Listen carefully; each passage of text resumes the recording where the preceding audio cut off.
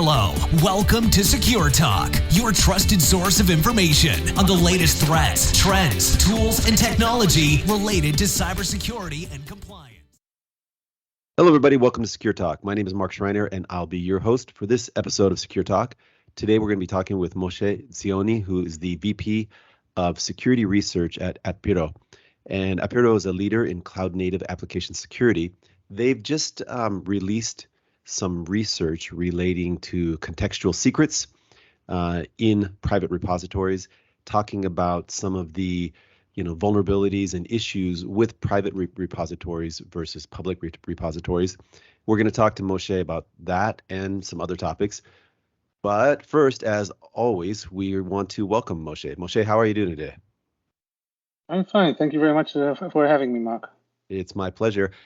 We just had a short discussion prior to kicking this conversation off, and you mentioned that you're from Israel. Are you in Israel right now? Yeah, I am at Herzliya at home. Okay, I was going to ask you what time is it there, because for me, I'm in Utah and it's about noon. So you must be late evening for you. Yeah, around 9. Yeah. Well, thank you again for staying up late and accommodating my schedule. So this is really nice. Moshe, you've just done this research, and I'd like to get into the results of what you found, but maybe you can kind of set the stage by explaining what are contextual secrets, and then also what is the difference obviously between private and public repositories. Sure, absolutely. So the starting point is to look at the ecosystem of developers and how software is being developed is being developed in all over the software industry, mainly introducing new code by developers all around the organizations that are developing software. Now, once you get to the ecosystem, part of it is some methods of faster development, and even without that, which is called agile development. But without that, you have developers that are entering, or what is called in terminology, committing code to different repositories, or think of it as application code. And every new commit can present new vulnerabilities and new weaknesses and new threats on the code itself, because we are human. All humans do any kind of mistakes and bugs, and secrets are no different. Secrets, in general, the term is any kind of token or password or key that can be presented hard-coded into the code in some way or form. I won't get into too much detail about how it's being presented, but you can think of it about as an API token or a password. This is the easiest way to look at it. And mostly by mistake or even some recklessness, secrets are introduced into code. And once it introduced into the code software or the software repository, this is a whole new ballgame, because once it's up there, everyone can see that, or at least everyone in the organization, and by that it presents a new threat. Attackers can attack the code bases, which are residing in multiple stages within the actual software ecosystem. And even by mistake, just last week, there was a software engineer in China that infamously copy-pasted a code snippet from his code bases to a technical forum.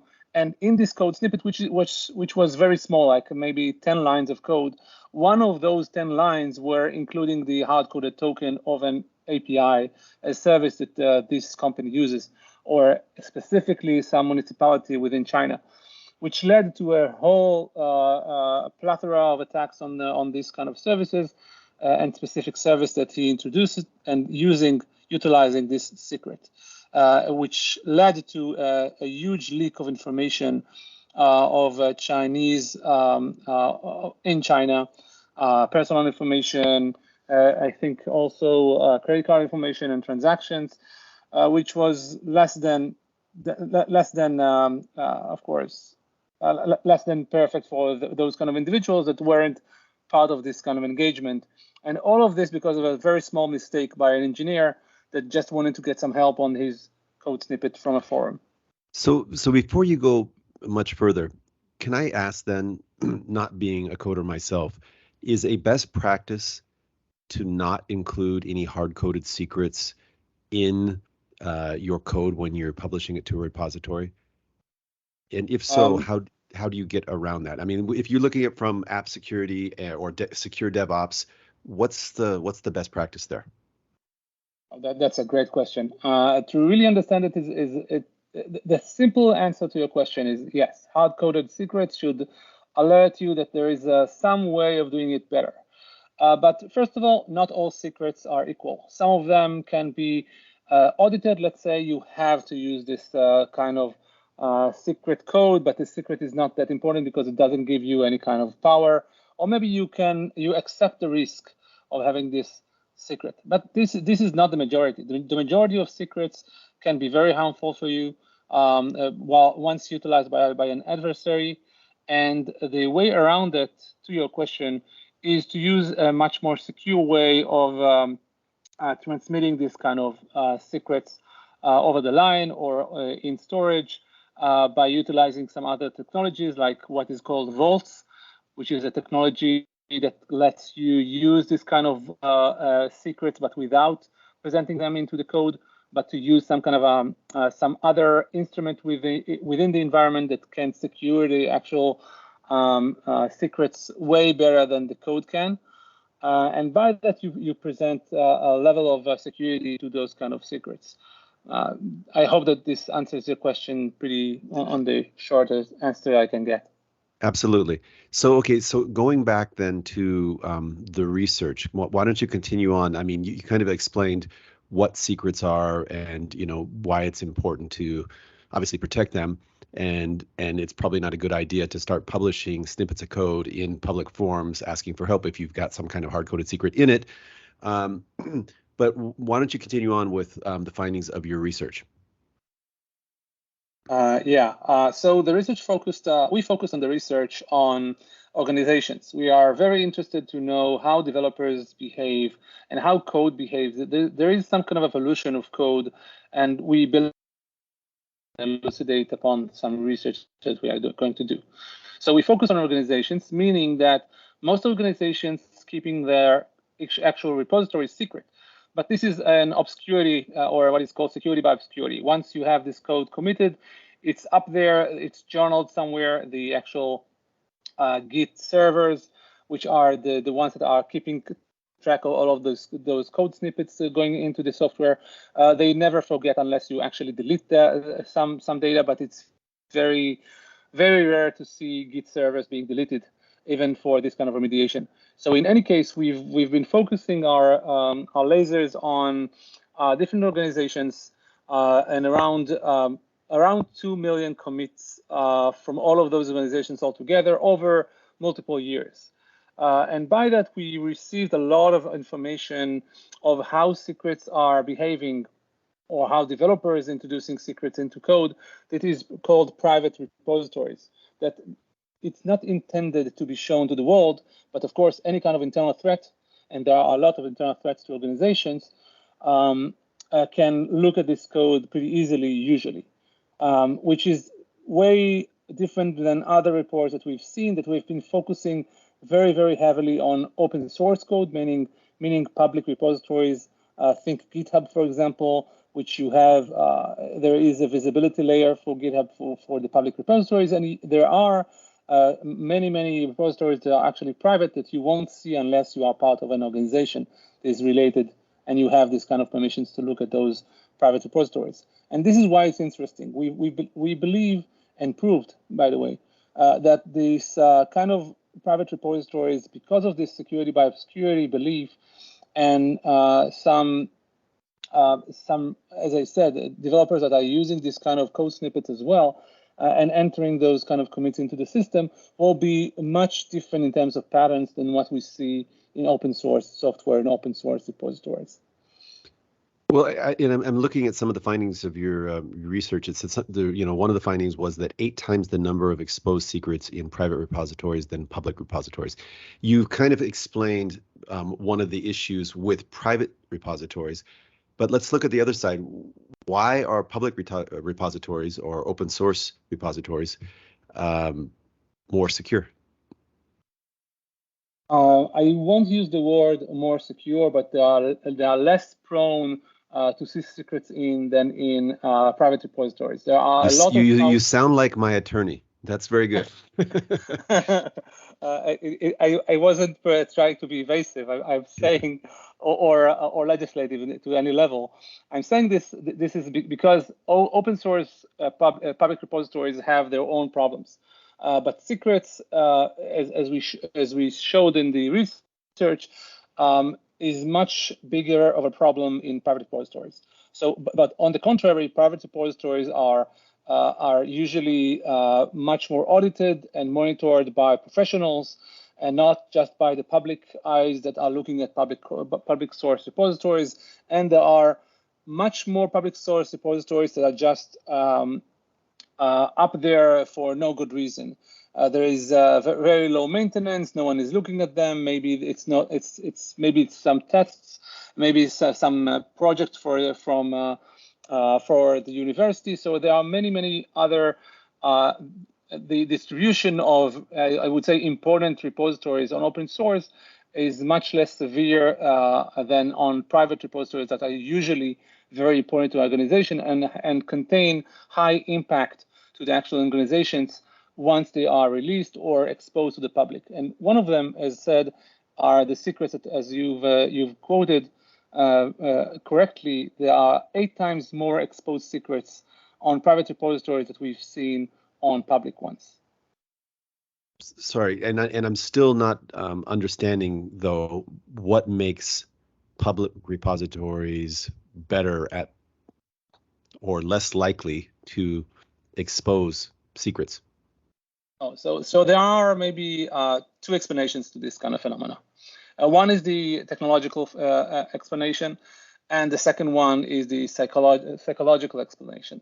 The technical explanation is that, or correlation, I would say, is that the fact that organizations are using more and more methods and services by third parties, using secrets with intention of delivering software at speed. So there is a necessity of using more and more secrets in private repositories. So I would say this is the technical reason of why you should see more secrets in private repositories. The other one is psychological.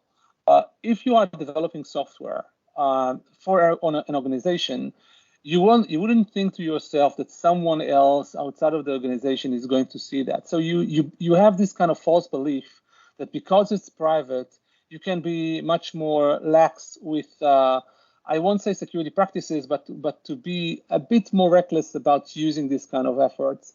And if you have something, you would say to yourself, okay, that's okay for now. I would see it in a week, and then I will update the code, and it will be better. So there is some kind of an educational curve to cover in organizations to make this false belief gone, because it's as I said, it's just false.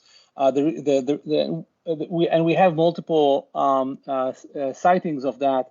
Even from the past year, around December, we had the Twitch leak. Twitch is a streaming service, the biggest one in gaming. And the streaming service was, the software of the streaming service was leaked to the internet. And years of private repositories commits and developer behavior was leaked online. A couple of gigabytes of code.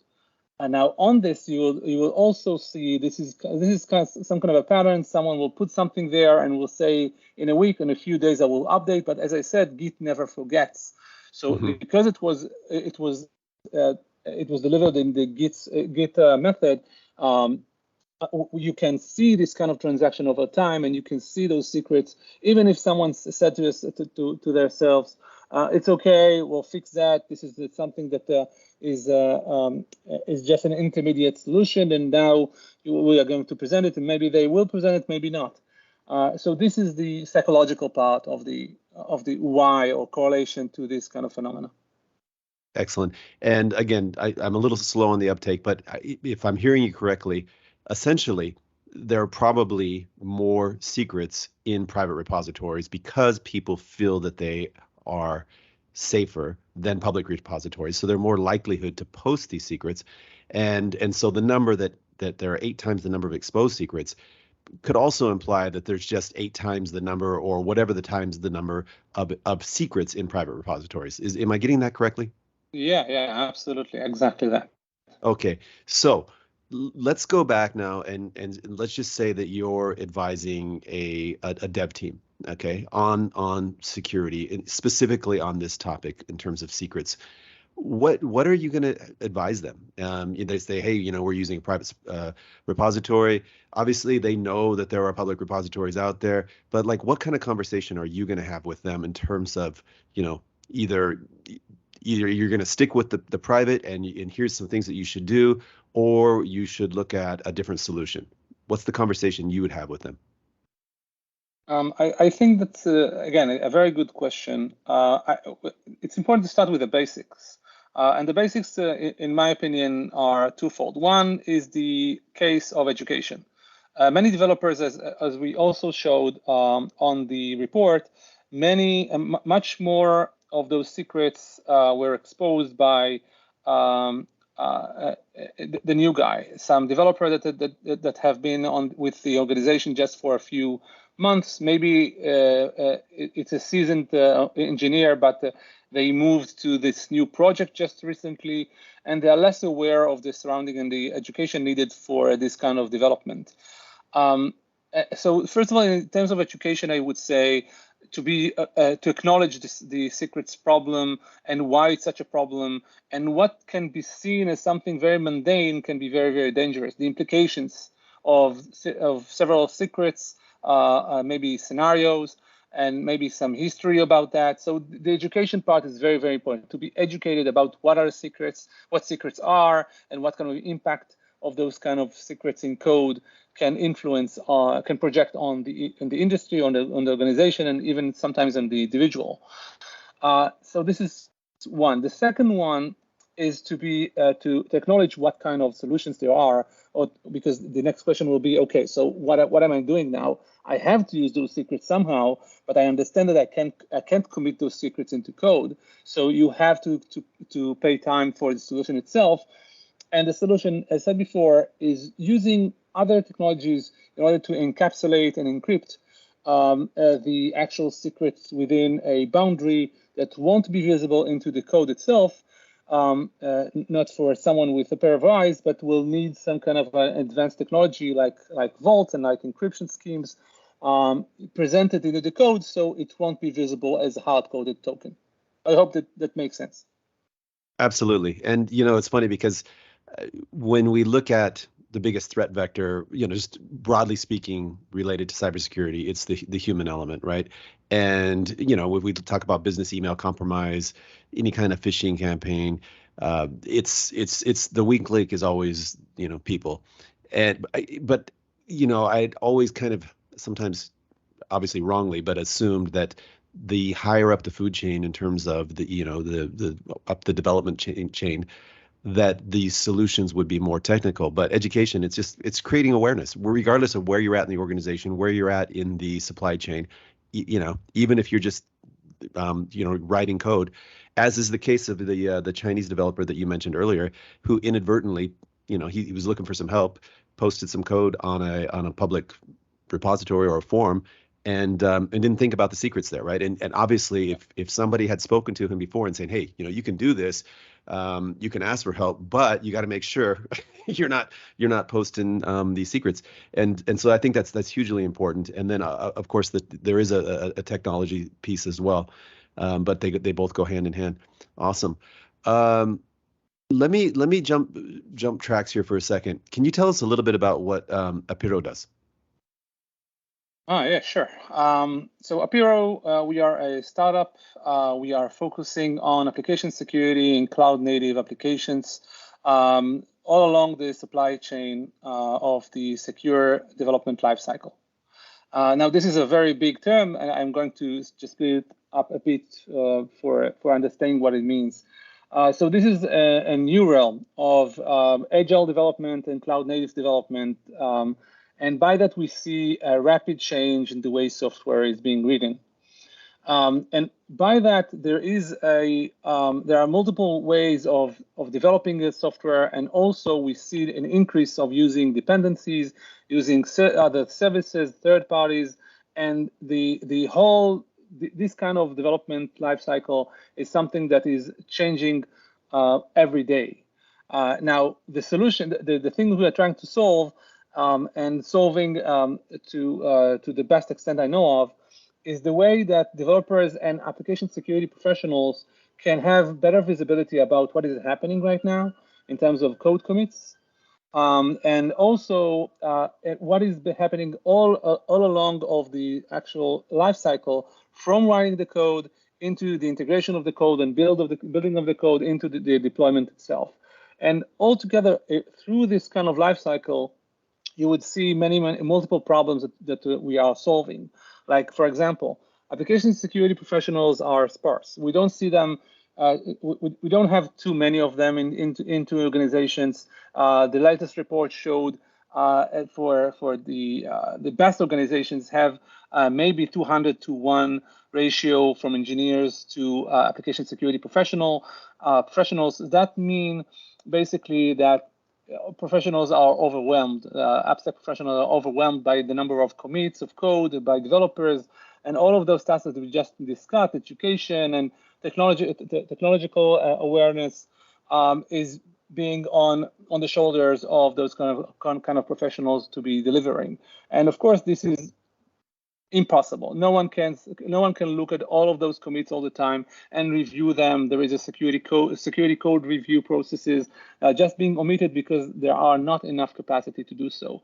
And there are some different tools to be able to at least home on those kind of vulnerabilities and weaknesses in code commits, but these are very, very noisy. They are maybe good in what they are doing, but noisy means there are a lot of false alarms on those kind of vulnerabilities that manual analysis need to be weeding those kind of real vulnerabilities from all of those alerts.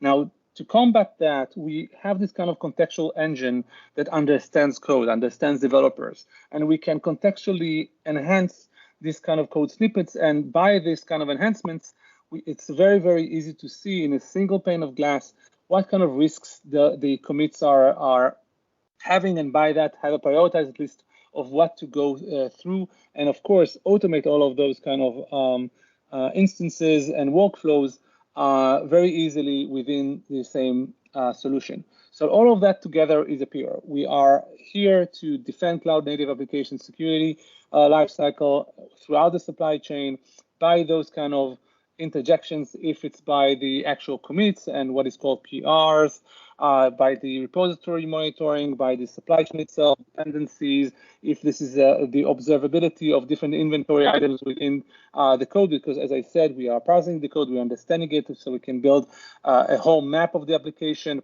graphs, we can connect to the Kubernetes cluster. So we have this kind of very rich contextual knowledge about your software, not just the code itself, not just bytes and lines of code, but also the contextual, the breadth of the application itself.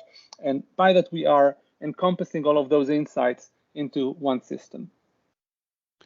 Excellent. And so walk me through like a day in the life or the use case. Is it something where it's taking a look at the code and comparing it with a database of known vulnerabilities?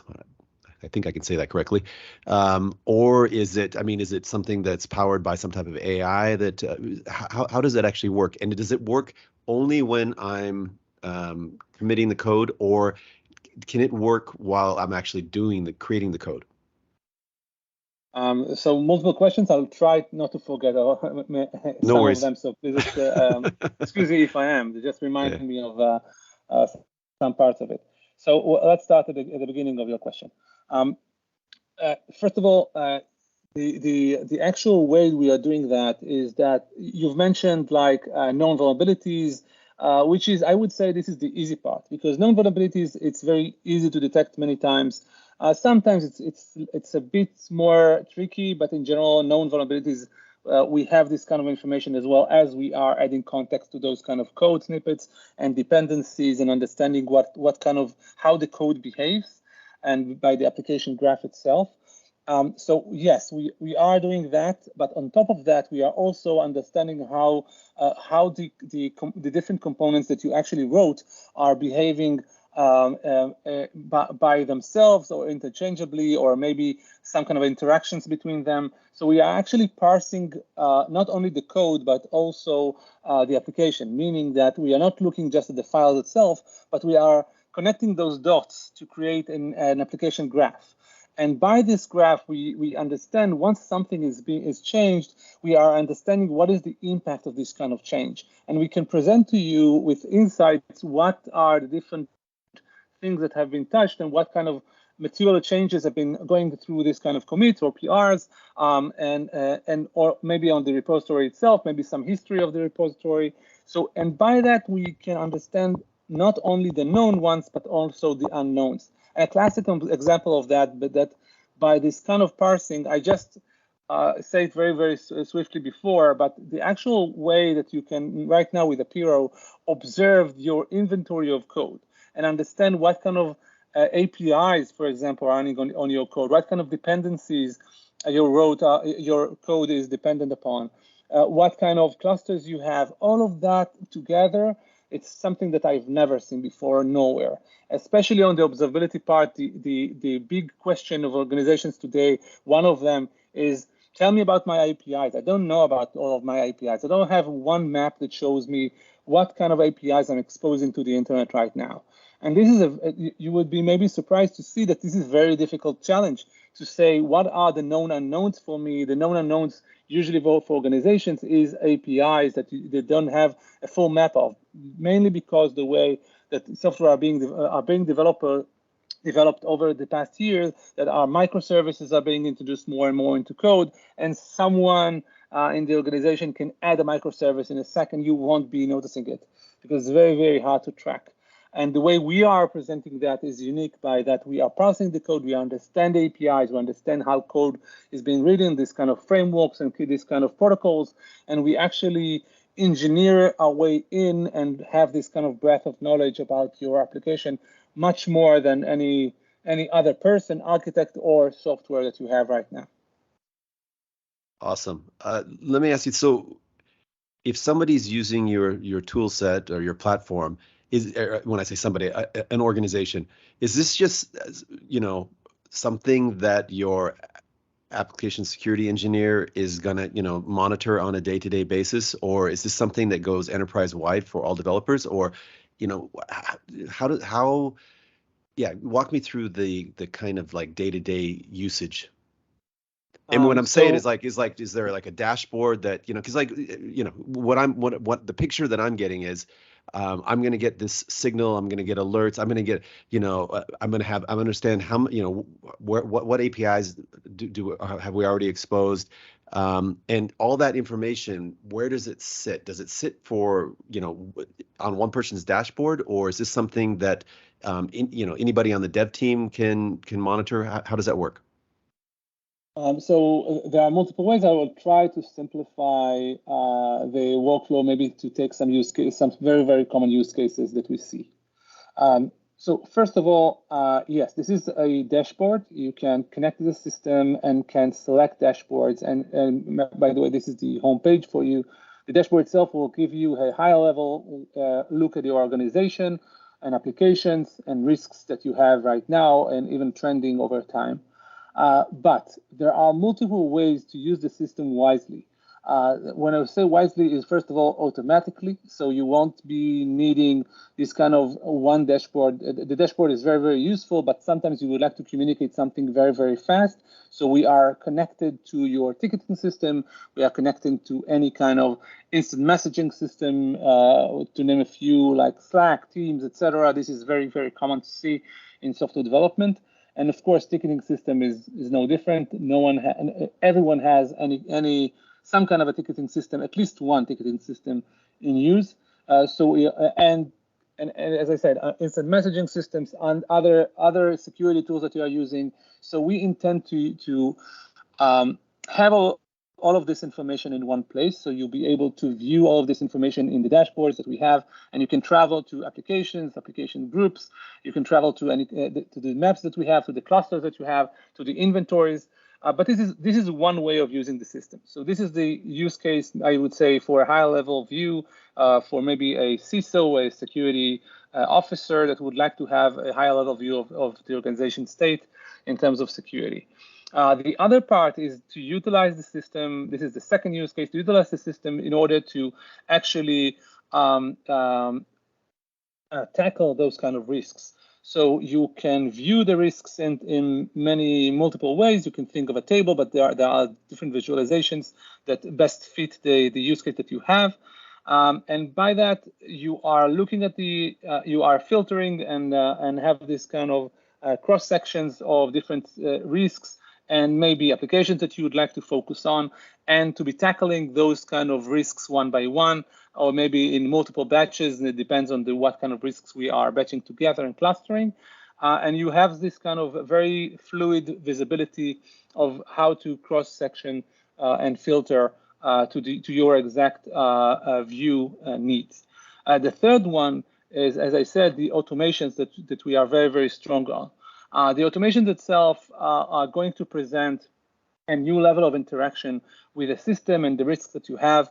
They can interject with, let's say, commits. The commits themselves, you don't need to wait to anyone to look at it. If the system understands the code and see this kind of commits being pushed right now, the actual automatic system can interject within the PR and commit on it, and comment on it, and to suggest alternative and maybe some educational material, and point out to the most important things to know about the dangers and risks that the code can present in the case of this specific commit.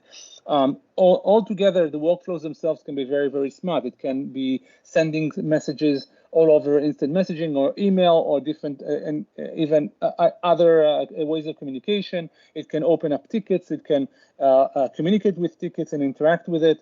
And everything is very, very dynamic and can be very much molded to your organization's need and processes. And this is the third use case, but it basically is the very important use case, because our way of looking at it, we are not adding to your I would say full plate of risks and alerts that you have on the system. We are showing you a way of utilizing a system in a smarter way, so you will be able to be focused on your work and not be spread around, running over running for all of this information. Just for a quick example, let's say you have a commit with risks. Now, on a normal organization that is traditional in its way and doesn't have Apiiro, will need to look around to see who is the developer that have been committing this code, who is the architect of this repository, what kind of history have this kind of code and files that have been touched, what kind of material changes have been done, what kind of frameworks and technology stacks are being involved into the application, and altogether, what is maybe the history of the developer to learn more about it, about them, maybe they maybe their title and maybe they haven't, let's say we want to know if this developer have been educated in security, and all of that process can take hours, if not days, just to collect the information and then to contact those kind of developers and see, because the application security professional usually won't commit new code. They will contact the developer and will try to fix the code with them. Mm-hmm. And this is a very laborious process that we are actually making a very, very swift one, because you will have all of this information in one place. You won't need to run around.